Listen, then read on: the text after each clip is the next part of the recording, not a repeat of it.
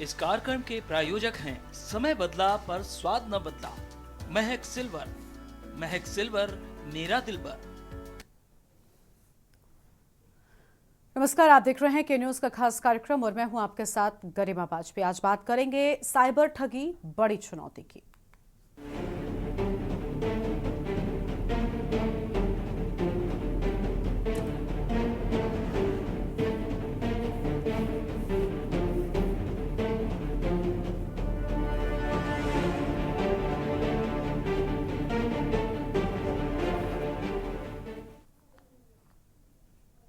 Digital युग में खासकर साइबर ठगी, डिजिटल अरेस्ट कर अपराधी तेजी से लाखों करोड़ों के वारे न्यारे कर रहे हैं। डॉक्टर, इंजीनियर, बड़े अफसर ही नहीं, यूपी के गाजियाबाद की महिला विधायक को भी साइबर ठगों ने नहीं छोड़ा।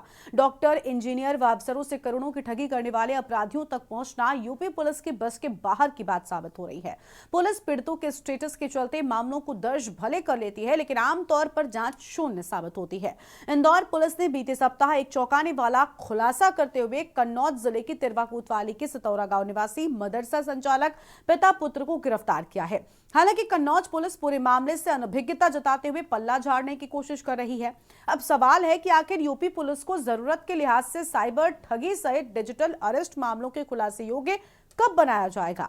आईटी विशेषज्ञों की सेवाएं प्राप्त करने में पुलिस उच्चाधिकारी संकोच से कब उभरेंगे, क्योंकि ये तय है कि साइबर ठगों से 2 कदम आगे अपडेटेड तकनीकी जानकर ही उनके मंसूबों को असफल नहीं तो कम से कम वारदातों के बाद गिरफ्तारी करने में सक्षम जरूर साबित हो सकेंगे। इस पर एक लाइन आपको आपने देखा कि किस तरीके से यहाँ पर ये पूरा जो मामला है वो सामने आया है। और बड़ी बात ये कि एक तरफ जो पुलिस है वो इन साइबर ठगों को गिरफ्तार कर पाने में नाकाम नजर आ रही है।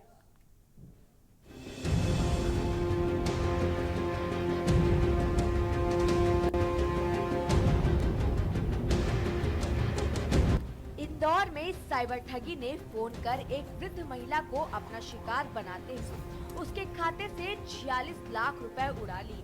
11 सितंबर को अपराधियों ने telecom regulatory authority of India का अधिकार बनकर कॉल किया गया।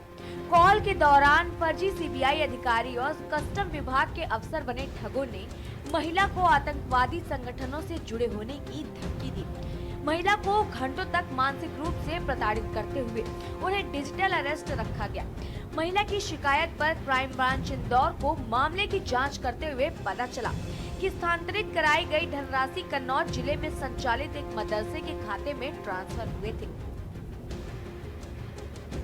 मामला इतने मालूम है कि स्कूल चलाते हैं वो 2-3-4 हैं, 3-4 गांव में है, एक डिग्री कॉलेज है और एक शायद मियाँगंज में है। किस मामले में ले गई है ये तो हम नहीं बता सकते भाई, लेकिन पुलिस ले गई। पैसे तो ये डॉक्टरी करते थे अली अहमद जो है, लेकिन बाद में स्कूल चलाए तो ठीक ही थे, लेकिन अब क्या मामला है ये तो हम नहीं बता सकते। कुछ ऐसा भी आरोप है कि किसी डिग्री कॉलेज को लेके कुछ लोगों से मतलब फ्रॉड भी किया है क्या? भाई हो सकता हो, हमारे नॉलेज में तो नहीं है, लेकिन सुनने में लोग तो बोलते थे ऐसा, लेकिन हमारे तो नॉलेज में 10 लाख रुपए लोग नौकरी लगवाते थे। भाई हो सकता है, ये तो हम कैसे कह दें आपको, लेकिन हाँ स्कूल चलाते थे। पुलिस ने कार्रवाई करते हुए मदरसा प्रबंधक अली अहमद खान और उनके बेटे असद अहमद खान को गिरफ्तार किया है। पूछताछ में सामने आया कि इन दोनों ने मदरसों के नाम पर चालू खाता खोलकर उसे डिजिटल अरेस्ट गैंग को किराए पर देते थे। इसके बदले में वे कुल ठगी जाने वाली धनराशि का 50% कमीशन लेते थे। आरोपियों के खातों की जांच में 1.5 करोड़ रुपए के संदिग्ध लेन देन का खुलासा हुआ। क्राइम ब्रांच ने आरोपी पिता पुत्र के बैंक खातों को सीज करा दिए और दोनों को कोर्ट में पेश कर पूछताछ की जा रही है। हालांकि मुख्य आरोपी तक इंदौर पुलिस अभी तक नहीं पहुंच सकी है। अभी पिता पुत्र को पकड़ा गया था। एक सितंबर महीने में एक डिजिटल अरेस्ट की घटना हुई थी 46 लाख की, जिसमें कि पिता पुत्र को भी फिलहाल जो उत्तर प्रदेश के कन्नौज जिले के हैं सतरा गांव से, उन दोनों को फिलहाल गिरफ्तार कर लिया गया है और उनसे पूछताछ जारी है। उनको फिलहाल पुलिस रिमांड लिया गया है। इसमें 10 तारीख तक की पुलिस रिमांड में है। उन दोनों आरोपियों का जो मदरसा समिति के जो सदस्य हैं और इनके पदाधिकारी हैं उनसे ही पूछताछ की जा रही है। इसमें कुल 9 अकाउंट सामने आए हैं, जिन 9 अकाउंट को फ्रीज कराया जा रहा है। इसके अलावा इनसे जो पूछताछ की गई तो इसमें एक जो मोबाइल को चेक करने पर एक सेंडर एप्लीकेशन है, जिस एप्लीकेशन में जो स्क्रीन शेयरिंग ऐप होता है, किसी के मोबाइल में अगर उसको डाउनलोड करा दें तो फिर वो उसकी स्क्रीन उस व्यक्ति से शेयर हो जाएगी जिस व्यक्ति ने उसको वो भेजा है, लिंक भेजी है। इसके अलावा इसमें यही पता चला है कि जो ट्रांजैक्शन आईडी थी, वो जो बैंक की ट्रांजैक्शन आईडी वो चाइनीज जो संघाई जगह की स्थान की पाई गई है।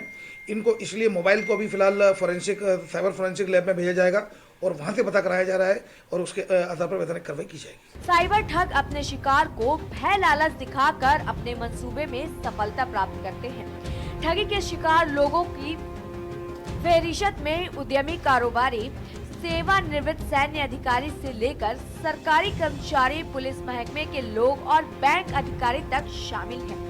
इसके लिए वे जहां सोशल मीडिया प्लेटफॉर्म पर जाकर लोगों की प्रोफाइल में जाकर जानकारियां जुटाते हैं, वे लोगों द्वारा डाले गए पोस्ट, फोटो, वीडियो से बैकग्राउंड व वित्तीय स्थिति का आकलन करते हैं।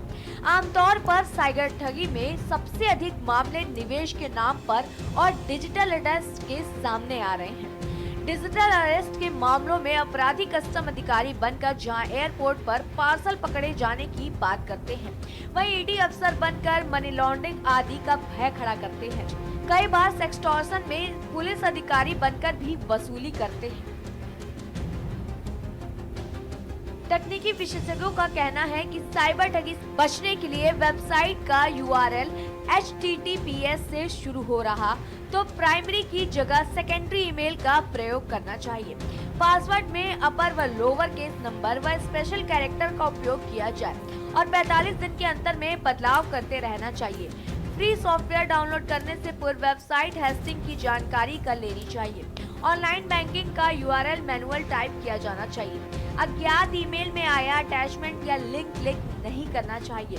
आधिकारिक ऐप स्टोर से ही किसी ऐप को डाउनलोड करना चाहिए। अनजान व्यक्ति के कहने पर रिमोट एक्सेस ऐप का इस्तेमाल भूलकर नहीं करना चाहिए। शॉपिंग और बैंकिंग के लिए फ्री या असुरक्षित वाईफाई का उपयोग कतई नहीं करना चाहिए।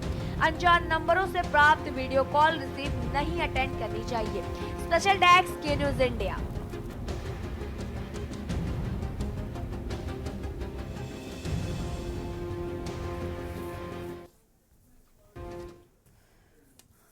देखिए, कन्नौज से जो मामला सामने आया है ये सबसे पहले आपको हम बताते हैं। यूपी के कन्नौज से डिजिटल अरेस्ट मामले में मदरसा संचालक पिता पुत्र की गिरफ्तारी इंदौर पुलिस के द्वारा की गई और जिसके बाद हड़कंप मच गया। जानकारी की माने तो कन्नौज के तिरवा कोतवाली क्षेत्र के सतौरा गांव निवासी अरशद और उनका बेटा असद अहमद डिजिटल अरेस्ट कर मदरसे के खाते में रुपए डलवाते थे। MP के इंदौर निवासी महिला से सितंबर महीने में डिजिटल अरेस्ट कर 46 लाख की ठगी हुई थी। पीड़िता ने सितंबर में केस दर्ज करवाया था और इंदौर पुलिस ने 7 दिसंबर को सतारा से पिता पुत्र को गिरफ्तार किया। आरोपियों के मुताबिक देश भर में डिजिटल अरेस्ट की ये घटनाओं को अंजाम देते थे। आरोपी अरशद ने तिरवा कोतवाली क्षेत्र में साहिल नाम के व्यक्ति पर लाखों के लेन देन को लेकर अपने बचने के लिए कोर्ट को गुमराह कर मुकदमा दर्ज करवाया था। बेटा असद अहमद खान मदरसा संचालक है। अली अहमद खान तिरवा स्थित एक इंटर कॉलेज में शिक्षक पद पर 9 सालों पूर्व सेवानिवृत्त हुए थे और इसके बाद मदरसा शुरू किया था। इसमें खुद प्रबंधक बने और अपने बेटे असद अहमद खान को सह प्रबंधक बनाया। करीब 7 साल पहले आरोपित पिता पुत्र ने मिलकर आसपास गांव के 13 लोगों से 5 से 10 लाख रुपए तक ठगी की थी। मदरसे में नौकरी देने का झांसा दिया था। नौकरी न मिलने पर लोगों ने पुलिस से शिकायत की थी। पंचायत होने पर कुछ लोगों का आधा रुपया वापस भी किया और बाकी रुपए हजम कर गए। अब पिता पुत्र को इंदौर क्राइम ब्रांच की पुलिस ने पकड़ा है और जालसाजी के मामले में जेल भेज दिया गया है। आज इसी मुद्दे पर हम करेंगे विस्तार से चर्चा। खास मेहमानों का पैनल हमारे साथ में जुड़ चुका है। सबसे पहले इनके साथ में चर्चा शुरू करते हैं। आपका परिचय कराते हैं। हमारे साथ में अमित मिश्रा हमारे संवाददाता कन्नौज से जुड़ चुके हैं और दूसरा अमित श्रीवास्तव जी हमारे साथ में हैं, साइबर एक्सपर्ट हैं। बहुत स्वागत अमित जी आपका। पहले अमित मिश्रा हमारे संवाददाता से अपडेट लेंगे पूरे मामले का, उसके बाद में जानेंगे कैसे इन घटनाओं से बचा जा सकता है। अमित, क्या जानकारी है आपके पास में? कन्नौज में पिता पुत्र को गिरफ्तार किया गया है। एक तरफ इंदौर पुलिस गिरफ्तार कर ले जाती है, लेकिन दूसरी ओर जो कन्नौज की पुलिस है उसको खबर तक नहीं लगती और अनभिज्ञता वो जताते हैं कि उन्हें इस पूरे मामले से की कोई जानकारी नहीं है। क्या चल रहा है आखिर यूपी में? क्या पुलिस सक्षम नजर आ रही है साइबर क्राइम पर रोक लगा पाने में? जी बिल्कुल, लगातार जिस तरह से साइबर क्राइम के मामले बढ़ रहे हैं, ऐसे में साइबर थानों का भी गठन किया गया है। कहीं न कहीं पुलिस लगातार लगी हुई है, लेकिन कन्नौज में जिस तरह का ये मामला है, वो काफ़ी अपने आप में चौंकाने वाला मामला है। ये पिता-पुत्र काफ़ी लंबे समय से इस तरह से जालसाजी या फ्रॉडगिरी का काम कर रहे थे, जबकि पुलिस के संज्ञान में भी था, क्योंकि बीते कुछ वर्ष पूर्व इन्होंने ठगी का मामला किया था, नौकरी दिलवाने के नाम पे भी ठगी की थी। तो ऐसे में कहीं न कहीं सतर्कता बरती जानी चाहिए थी, इनके ऊपर निगाह रखनी जानी चाहिए थी। और अब जो जांच में कुछ निकल के सामने आ रहा है, हालांकि जो कन्नौज पुलिस है वो अभी कुछ भी बोलने को तैयार नहीं है। कन्नौज के एसपी अमित कुमार आनंद से हमारी सीधे बात हुई तो उन्होंने कैमरे दिया, उन्होंने सीधे कहा कि जब तक मैं कुछ जांच नहीं कर लूंगा, मेरे पास कुछ तथ्य ऐसे नहीं आ जाएंगे, उसके बाद ही मैं कुछ बोलूंगा। फिलहाल उन्होंने अभी भी कुछ भी नहीं बोला है। वहीं पूरे मामले की अगर बात करी जाए तो जिस तरह से मामला जो प्रकाश में आया है, उसमें एक चीज बड़ी चौंकाने वाली है, जो चीन से भी मामला जुड़ रहा है। चीन की एक सिंघई नाम की कोई ऐप है, उस ऐप का भी जिक्र इनके मोबाइल में हुआ है। एक स्क्रीनशॉट को लेकर भी एक ऐप बना इन लोगों ने बनाई थी, वो भी इनके मोबाइल से जो बरामद हुई है, और उसके बाद जो उनका मोबाइल है उसको लैब के लिए भेज दिया गया है। और जो चीन से सिंघई ऐप थी, उसमें भी ये सुनने को आ रहा है कि बड़ा अमाउंट इनके जो खाते में था वो ट्रांजेक्शन किया गया था। तो ऐसे में जो यहाँ का साइबर काम करते हैं, साइबर के जो कर्मचारी रहते हैं वो काम करते हैं, और यहाँ पर जो एलआईओ रहती है, इस तरह की चीजों में अगर उन्होंने कहीं पर ध्यान नहीं दिया, या इतनी बड़े मात्रा में फ्रॉड हो रहा था, या पैसे आ जा रहे थे, तो ऐसे में कहीं ना कहीं ये फेलियर जरूर है कन्नौज पुलिस और स्ट्रेटेजिक प्रशासन का यहाँ पर। क्योंकि अगर इतना बड़े स्तर से मामला हो रहा था, इतने समय से मामला हो रहा था, और जो जांच में इंदौर पुलिस ने जिस तरह से खाता खोला है, बताया है कि देश के 18 जगह से 18 अकाउंटों से इनके पास पैसा आता था। तो ऐसे में पैसा आ रहा था, और ये जो मदरसा है वो मान्यता प्राप्त हुई है। जिला अल्पसंख्यक अधिकारी से हमारी बात हुई, वो मान्यता प्राप्त हुई है। ठीक है, तो कैसे चलाया जा रहा था और कैसे चल रहा था, बिल्कुल, इसके पीछे कहाँ से फंडिंग हो रही थी, इस पर भी जब जांच होगी तो कहीं ना कहीं अगर इन्होंने और इस तरीके के मामलों को अंजाम दिया होगा, वो भी सच पूरा का पूरा सामने आ जाएगा। आपके पास में वापस लौटेंगे। अमित श्रीवास्तव जी हमारे साथ में हैं, साइबर एक्सपर्ट हैं। बहुत स्वागत सर आपका। अमित जी, साइबर क्राइम लगातार बढ़ता जा रहा है। कहते हैं कि हर एक चीज के दो पहलू होते हैं। बढ़ती टेक्नोलॉजी एक तरफ हमारे जीवन में बहुत सारे कामों को आसान कर रही है, लेकिन उसी आसानी के साथ साथ हमें बहुत सारी नुकसान भी है। हम कह सकते हैं हर एक चीज के दो पहलू होते हैं, फायदे नुकसान दोनों। लेकिन इस नुकसान से कैसे बचा जाए? एक तरफ खुद सरकारें जो डिजिटलाइजेशन की बात करती आई, खुद प्रमोशन करती रही, उसके नाम पर खूब सारा उन्होंने क्रेडिट भी लिया, लेकिन अब उसी डिजिटलाइजेशन में लोगों की मेहनत की गाढ़ी जो कमाई है वो जाती जा रही है। साइबर क्राइम का लोग शिकार हो रहे हैं। अभी वर्तमान के समय में डिजिटल अरेस्ट एक नया शब्द आया, और इसके कई सारे मामले एक के बाद एक हमने देखे, और इस पूरे मामले में हमने देखा है सिर्फ अशिक्षित लोग नहीं, बल्कि बड़े पेशेवर लोग, डॉक्टर, इंजीनियर, इस तरीके के लोग फंस रहे हैं। और ये सिर्फ ना भारत में बल्कि बाहर भी इस तरीके की घटनाएं हो रही हैं। इससे कैसे बचें? क्या है ये डिजिटल अरेस्ट? एक बार अगर आप विस्तार से बताएं तो। बिल्कुल, आपकी बात बिल्कुल सही है। आपके स्थिति है यहाँ पे, तो वो स्थिति जो भी जैसे आपने बताया कि डिजिटाइजेशन जो भी हो रहा है हमारा, ठीक है, एक जस्ट डिजिटाइजेशन जो भी हो रहा है हमारे पास, तो उसके खुद जिम्मेदार हम हैं, क्योंकि हमारी कमी को जो साइबर फ्रॉड जो करते हैं वो कहीं ना कहीं से पॉइंट आउट करते हैं। बेसिकली क्या होता है कि जब हम नेट पे होते हैं या सोशल मीडिया पे होते हैं, तो हम जाने अनजाने वो भी इंफॉर्मेशन शेयर कर देते हैं जो कि बहुत ज़्यादा पर्सनलाइज्ड होती है। ओके, तो उस सारी इंफॉर्मेशन को, जैसे कि फोटोग्राफ्स होता है, तो उससे वो एक क्योस लगा लेते हैं, एक जानकारी बटोर लेते हैं, एक अंदाजा लगा लेते हैं कि क्या चीज़ चले। और आजकल हमारे पास जैसे कि लोन एप्लीकेशंस होती हैं, बहुत सारे लोन में फ्रॉड हो जाते हैं, या लोन, तो उसका डेटा वगैरह इजीली अवेलेबल हो जाता है। यहाँ पे भी हमको सरकार से एक करना चाहिए कि जो भी यूजर्स का डेटा है उसकी सिक्योरिटी बहुत पुख्ता होनी चाहिए। आज मोबाइल ऐप हैं हमारे पास, हम इतनी सारे गेम्स हमारे पास आ गए हैं कि जिसमें आता है कि आप ये गेम इंस्टॉल कर लो, इसमें आपको इतने फ्री क्रेडिट होंगे। आपको पता नहीं है कि जब आप गेम इंस्टॉल करते हैं तो वो जब इंस्टॉलेशन के समय वो आपसे सारी प्रिविलेजेस ले लेता है, फोटो की एक्सेस की ले लेता है, कॉल एक्सेस ले लेता है, मैसेज एक्सेस ले लेता है। तो सारी एक्सेस जब आप खुद ही दे रहे हो उनको, ठीक है, तो आपकी मोबाइल पे इस समय सारा डेटा आपके पास अवेलेबल होता है, आपका पर्सनल चीज़ है। क्योंकि आजकल हमारी ये मोबाइल केवल कॉलिंग फैसिलिटी के लिए नहीं रह गया है, इसमें हमारे बैंकिंग ट्रांजैक्शंस होते हैं, इसमें हमारे डिजी लॉकर्स हैं, इसमें हमारे कई सारे इंपॉर्टेंट डॉक्यूमेंट्स भी होते हैं। तो जब हम इस तरीके की फेक एप्लीकेशंस में अपना एक्सेस हम देते हैं, कि हम मोबाइल का भी एक्सेस दे रहे हैं, हम उसका गैलरी का भी एक्सेस दे रहे हैं, कॉल का भी एक्सेस दे रहे हैं। तो उससे क्या होता है कि वो फिर उनकी एक टीम लगी रहती है, वो इसमें से देख लेती है कि इस नंबर पे हम क्या क्या चीज़ें इनकी कंप्रोमाइजेबल हैं। जैसे सपोज कोई फोटो वगैरह है, ओके, तो हम्म। उस फोटो को वो अपना कैप्चर करके फिर ब्लैकमेलिंग करते हैं। और जैसे कि आपके पास कोई पार्सल आया है, कोई आपसे विदेश से या फॉरेन से कोई पार्सल आ गया है, तो आपको कस्टम वाले बन के फोन करेंगे कि आपका एक पार्सल लखनऊ में आया है, दिल्ली में आया है, उसमें हमको ये सामान मिला है। तो जनरली आदमी क्या होता है कि ये जो सीधा साधा इंसान है हमारे इंडिया में, मतलब जो सर्विस क्लास है, जिसको कि बहुत ज्यादा चीजें नहीं पता है थोड़ा, और डिजिटल अरेस्ट की घटनाएं ज्यादातर एक एज के ऊपर की हो रही हैं, जो कि अभी इस सब पूरे सिनेरियो को समझ नहीं पाया है। तो उनको बताया जाता है कि आपका एक पार्सल आया, उनको को रिलेट भी करते हैं, यस आया तो है पार्सल, उसमें ये सामान था, ये सामान था। फिर वो सोचते हैं कि किसी तरीके का काम खत्म हो, तो उसमें फिर वो रैंसम करते हैं कि आप ऐसा करिए कि इतना अमाउंट दे दीजिए, आप इतना अमाउंट दे दीजिए, तो ये केस को हम खत्म कर देंगे। कोई सीबीआई ऑफिसर बन के बात करता है, कोई पुलिस ऑफिसर बन के बात करता है, कोई कस्टम अधिकारी बन के बात करता है। तो बेसिकली अभी हम लोग जिस सिनेरियो में यहाँ पे हैं इंडिया में, डिजिटाइजेशन हो रहा है, बहुत अच्छी बात है, हम लोग डेवलप कर रहे हैं, बहुत अच्छी बात है।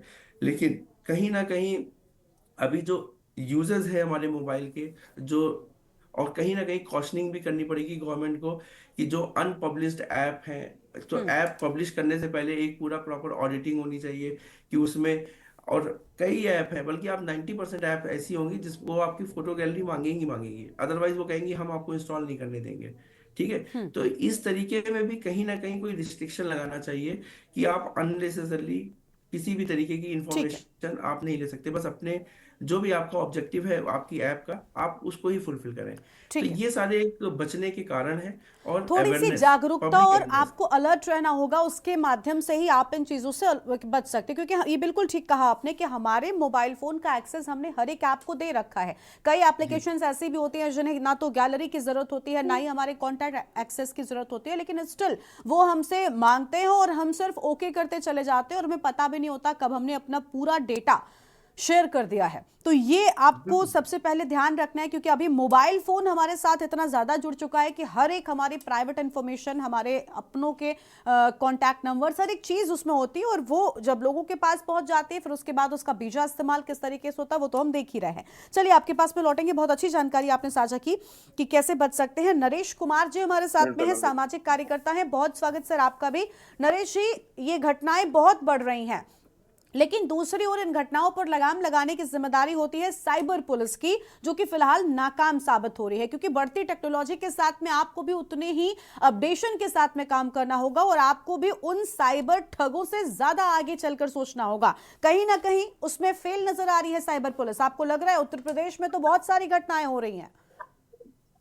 मैडम बिल्कुल सही कह रहे हैं आपके, उत्तर प्रदेश में घटनाएं बढ़ती जा रही हैं और अब आए दिन मतलब हर दूसरे दिन अखबारों में ये खबरें आ रही हैं, और इसमें फंसने वाले कोई आम नागरिक और कोई एक कम पढ़े लिखे लोग नहीं, बल्कि बहुत पढ़े लिखे और अच्छे रिटायर्ड और अच्छे पदों पे सरकार में रह चुके ऐसे लोग हैं जो पढ़े लिखे और अच्छे विभागों से सेवानिवृत्त हुए, वह भी इसमें फंसे जा रहे हैं। तो ये जालसाजी इतनी ज्यादा बढ़ती जा सरकार को ही लगाम लगानी होगी, क्योंकि ये तो यहाँ पे मैं खुद भुक्तभोगी हूँ, भले ही मैं नहीं फंसा लेकिन मैंने खुद देखा ये। क्योंकि पुलिस के साथ में क्या है कि लोगों का जो है मैत्रीपूर्ण रवैया नहीं रहता पुलिस का, वो हमेशा ऐसा रहता, तो आम नागरिक उससे खौफ समझता है। और जब भी ऐसी घटनाएं होती हैं तो उसमें क्या होता है कि वो यूनिफॉर्म में होते हैं, और यूनिफॉर्म में कोई अधिकारी बन के दिखाया अच्छे से रैंक में, या फिर उनकी आईडी दिखाई देती है, आईडी में भी पुलिस की प्रोफाइल लगी होती है।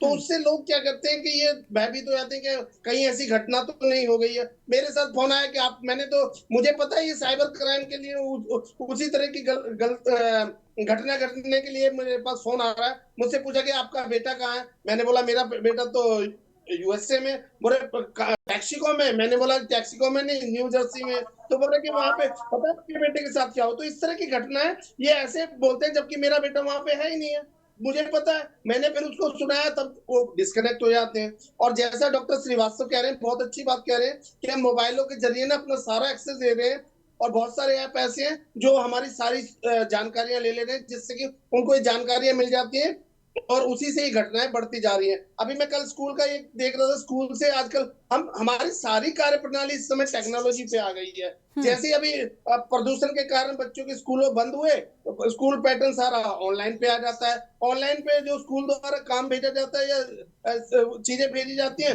उसको हम जैसे ही डाउनलोड करने की कोशिश करते हैं, वहां पर भी एक मैसेज आता है कि ये ऐप आपके लिए हार्मफुल हो सकता है, लेकिन हमें वो एक्सेस करना पड़ रहा है, उसके बिना वो फाइल ही नहीं खुल रही है। तो इस तरह की घटनाएं स्कूलों को भी संज्ञान लेना चाहिए।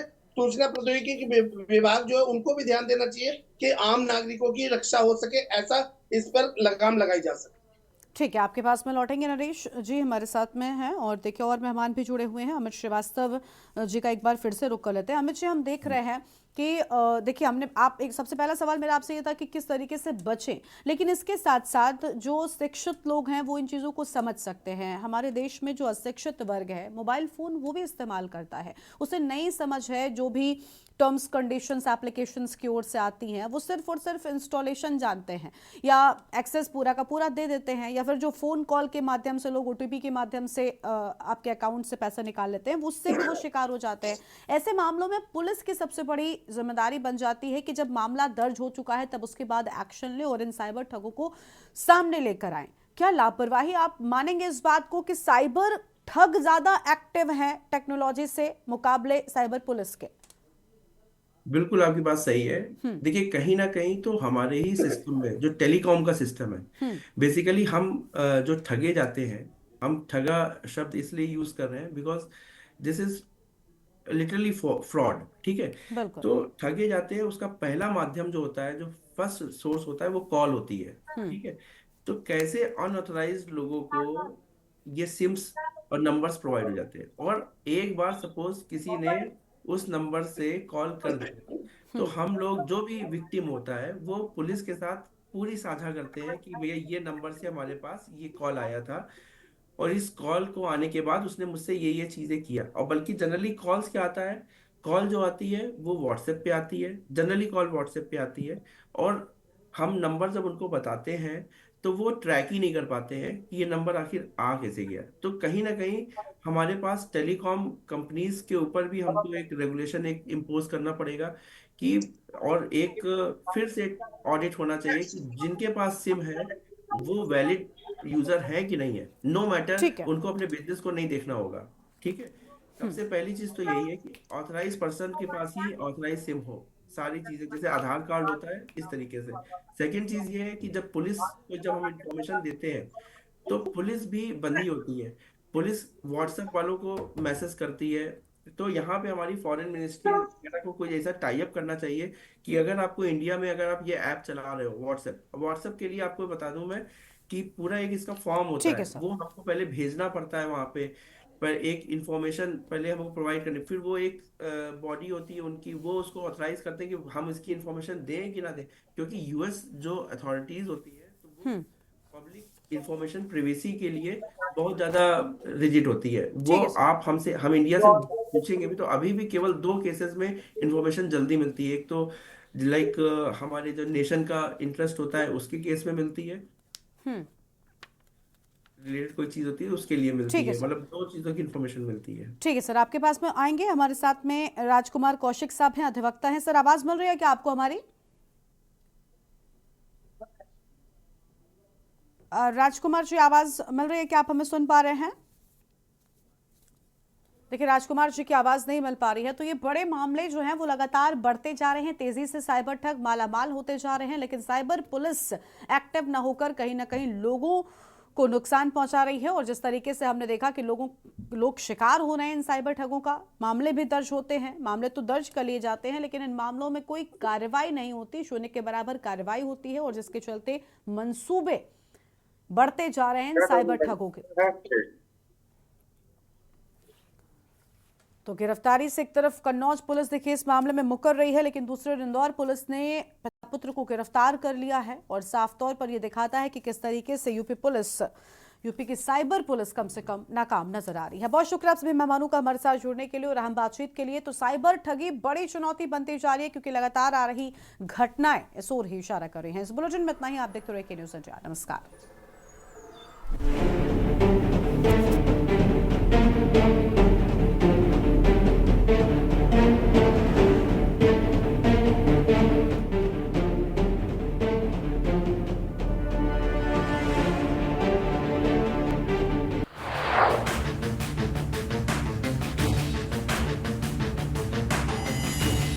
इस कार्यक्रम के प्रायोजक हैं समय बदला पर स्वाद न बदला, महक सिल्वर।